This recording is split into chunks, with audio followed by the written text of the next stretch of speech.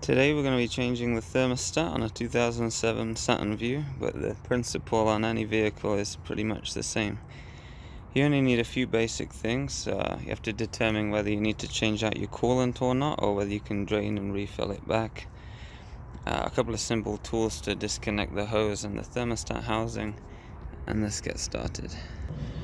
Okay, you should always sort of keep track of your coolant change history. If you've just got the car, it's good to check the coolant. Here we're running a DexCool, which is an orange coolant. As long as there's no leaks in the system, DexCool is okay to run. It doesn't react okay with air. The green and yellow coolants are very similar. Do not mix them if you're running DexCool, which is orange, top up, and replace with DexCool. You can convert your coolant to another coolant, but make sure you flush your system completely. My coolant is absolutely fine, so I'm just going to drain it a little, so when I pull the thermostat housing off, it doesn't go everywhere.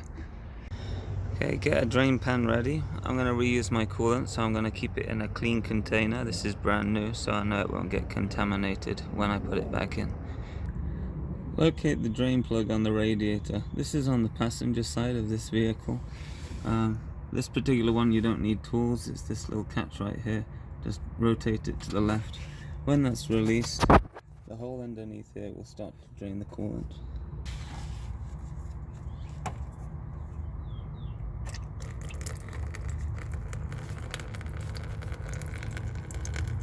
Once the coolant started draining, you can remove the top from the overfill container or the top of the radiator. This will relieve a lot of the pressure in there, and the coolant will start rushing out more rapidly.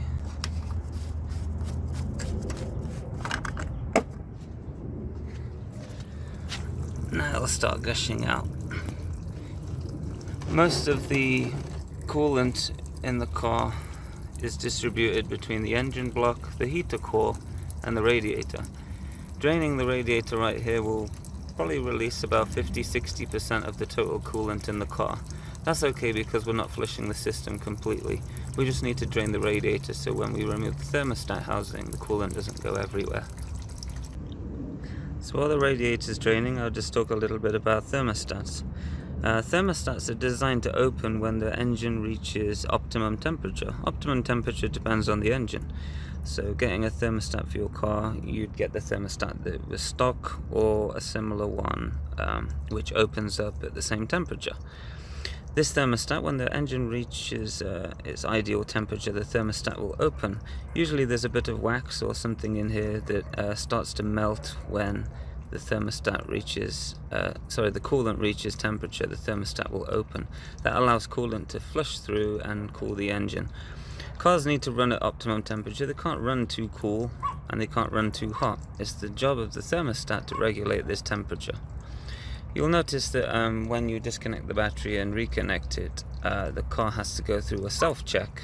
Certain checks, like the evaporative system, that requires the car to get up to optimum temperature to even run some checks. So it is necessary that you have a proper working thermostat in your vehicle. Okay, the coolant's finally drained enough. Now the next job is to remove the thermostat. On this vehicle, it is right here, surrounded by a couple 10mm bolts. If you're not sure where it is and you don't have a manual, look for a long breather hose that attaches to your radiator. We've got a couple right here. One of them will lead to the thermostat. So what we need is a pair of pliers just to nip that hose off. You will get a little bit of spurge, but because we drained a lot of the coolant out of the radiator, it will not gush all over your engine bay, which is bad for cable connectors and things like that. If you're worried about electrical connectors, simply remove the negative terminal from your battery. If the battery's in the way, remove it completely. We didn't get much spillage, so the coolant drain of the radiator worked pretty well for us. I've bent the radiator pipe up like this so gravity will help us and stop it from pouring out. Otherwise you can put a rag or something in the end. Make sure you just give this end a little clean so none of the build-up goes into your system. Next, if you got a lot of build-up here, you might need to put a bit of lube on the bolts, some penetrating grease, something like that to get them loose. That helps when you have a tight spot. I had one underneath here. You can start using your fingers to loosen it up if you can't get a wrench in there very easily. So it's off. I've removed a couple cable harnesses so you can see a little clearly in the video. The coolant temperature sensor is right there as well. That's a very cheap replacement part. The thermostat also around $10, so it's good now you have access to maybe replace them both. The next thing I want to recommend is also replace the coolant housing gasket, which separates this part from this part, because the last thing you want is a coolant leak by reusing the same gasket here. Gaskets, you don't really want to reuse them because the idea is when they compress like this, they lose a lot of their elasticity, and when you tighten it again, the tiniest little nick will cause a leak. So if you don't have a gasket, they are very cheap from Rock Auto. You can use gasket sealer, which is in a tube from Walmart. Just make sure the lube works with coolant based systems, so check that when purchasing. But here's the old thermostat in here. Let's take a look at it. Okay, I did neglect to mention that some engines you can drain the block, which means you can drain the coolant sitting in the engine down here. This vehicle doesn't have that option, but if you have that option, you might want to take advantage of it since you have the coolant draining pan there already. I popped the thermostat out. There was a small little coolant surprise. It wasn't so bad, but now the job is to clean the housing for the thermostat here to make sure our new gasket has a nice clean seal. I've cleaned the inside of here where the gasket sits. Now I'm just going to do this front face so it's nice and smooth. So it looks a lot better now. So just some fine grit sandpaper will do that, and just make sure you get rid of the debris at the end. The sensor there I was talking about before, it's not essential maintenance, something like replacing a thermostat every 80-100,000 miles. But if your temperature gauge is going a bit crazy, that will most likely be the culprit for that. So now both edges are smooth, let's put the new thermostat in. What you want to do now is compare parts. Last thing you want to do is put the wrong part in. With this one it should be a similar height, but that's not absolutely necessary. The main part is the diameter of the top of the thermostat is the same, and secondary, or at least primarily, they have the same temperature in which they start to open and let the coolant through. That is probably printed on the thermostat. In here it's in that hole down there. I did make sure I ordered the correct one and checked it when it arrived, so I know that is correct. And also make sure the gasket is the same size as well. This was about 75 cents. This was about $7. Make sure you get good parts. This one's actually pretty decent.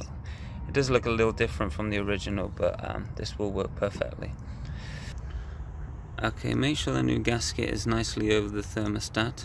There's no gaps or anything like this. The main cause for leaking thermostats is the gasket and actually assembling incorrectly. So be very careful when you tighten this all back up and the gasket doesn't get caught.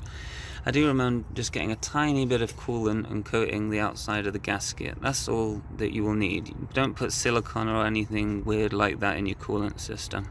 It will just contaminate the coolant. Okay, so when putting the thermostat back, you'll see a little rubber notch on top. In the housing, there's also a hole for that to go in. Perfect. Now everything's back together, time to put the coolant back in. If you're still not sure whether your coolant is good, even though it might look fine, you can buy testers for about 80 cents from Walmart. You put the tester in there and do a dip test. However many balls rise or where the gauge goes tells you how protected you are with your antifreeze. In this case we're going to put ours back in because it's pretty good. The test came back really well, and I know because I topped it up really recently. And we're just going to fill it back in the overflow here. Alright, now all the coolant's back in. You may have a little air in your system. You want to bleed that out. So put the coolant back in as far as it will go. You can squeeze these breather hoses. You can hear that. It'll try and purge a bit of the coolant around the system. Next thing you can do is start the car with the heater on full. Top up coolant about halfway here. Seal this area either with a rag or something like that. And it helps also if the car's on an elevated surface like this, so the air will rise to the top. And purge the air of the system. Probably takes about 15-20 minutes. Just leave the car running and it will take coolant as it needs it from the funnel. And also the funnel helps prevent coolant going everywhere, because when the car started, the coolant will rush and sometimes it flicks out. So that's how you bleed the system. We're going to top up a bit more coolant now, as I was running quite low. And when redoing your coolant, make sure it's the same one that's in your car.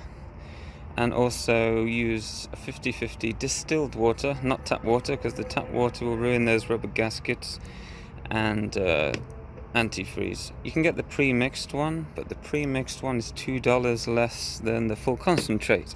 So why not get the full concentrate and a gallon of distilled water for 84 cents and have double the amount? It's a no-brainer, really. So yeah, that's it, changing the thermostat.